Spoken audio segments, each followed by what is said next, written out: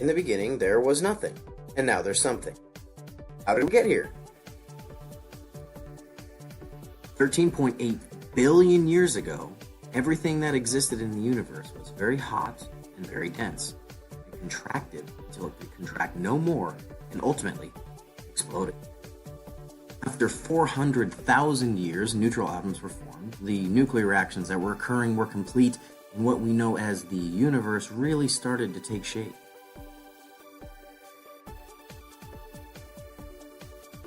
Through a process called condensation theory, our solar system began to take shape, and our 8 planets were created.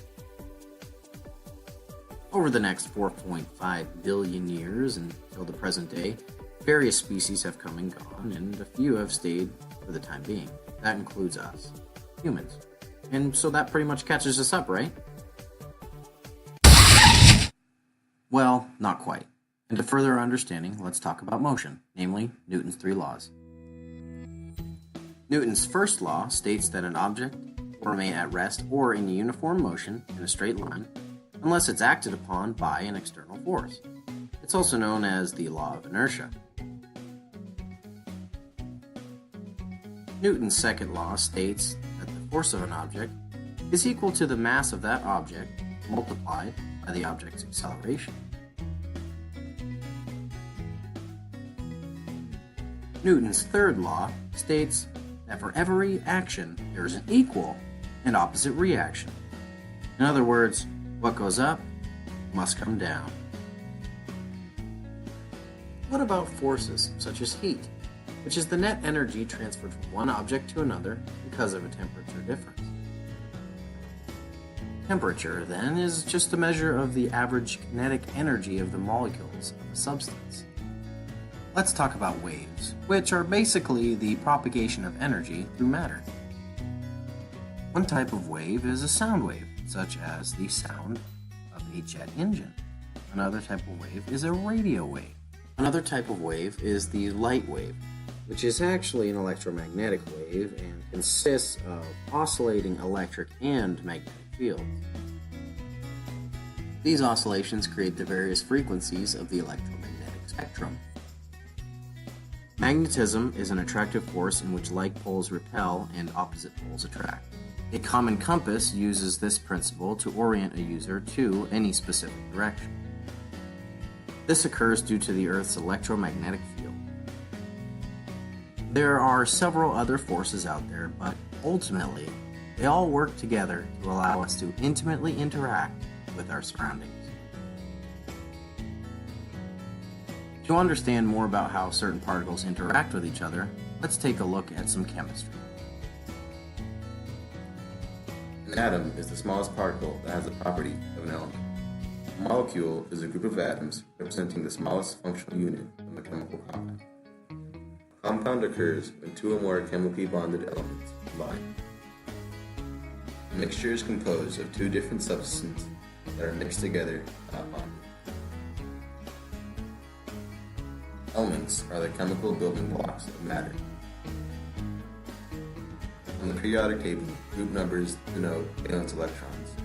Periods show elements with the same number of shells. Ionic bonding is how compounds are created. Ionic bonding is the complete transfer of valence electrons between atoms. Covalent bonding is the sharing of valence electrons between atoms. Hydrogen bonding is a special type of bonding between hydrogen and other molecules. These bonds increase the boiling point of water. It is important because it allows liquid water, which is necessary for life on Earth. Chemical reactions occur constantly. Endothermic reactions absorb energy. Exothermic reactions release energy.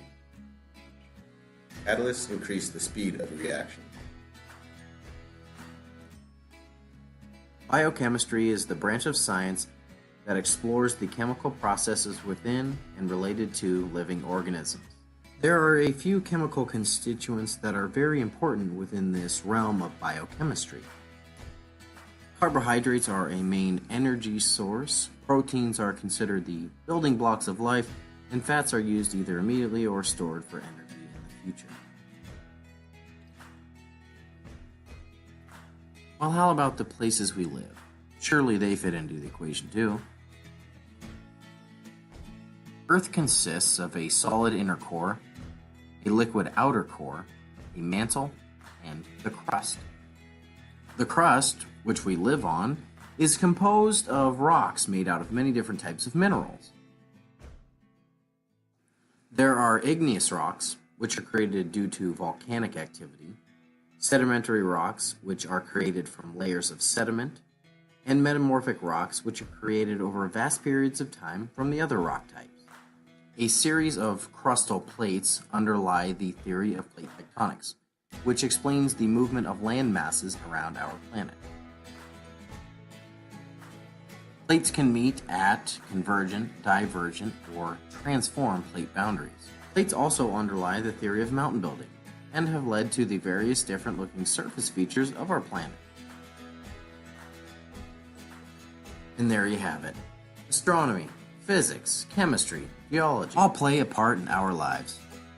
New discoveries are being made all the time that further our understanding of this huge, crazy universe.